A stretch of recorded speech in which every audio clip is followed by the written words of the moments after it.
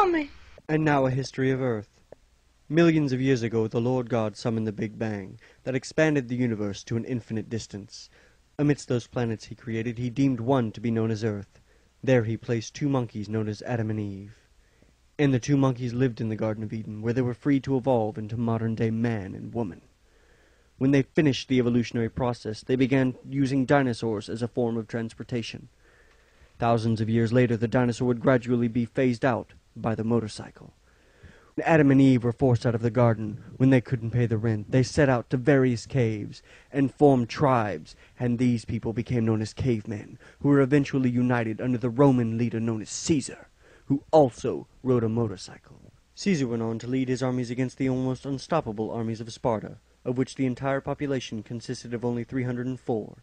300 massively sexy men, and 4 horribly unattractive women. I mean, why do you think they'd fight all the time, and then choose to die horrible deaths fighting elephants? The very elephants who would go on to form the Republican Party, on which Abraham Lincoln would ride as he freed black people from the oppression of work with things like welfare and food stamps. This caused a horrible race war all across the land, nay, the world, born of whether or not Soldier Boy was indeed the second coming of Christ, which indeed he was not, but just very, very high. Which brings us to present date, skipping all of the unimportant things in history, like the invention of the wheel or the discovery of Antarctica, and the final episode of Happy Days. What lies in the future for this great, flat, spinning disc teetering on the back of a pointy-shelled turtle? We may never know. It's a great mystery that only Jack Bauer can solve.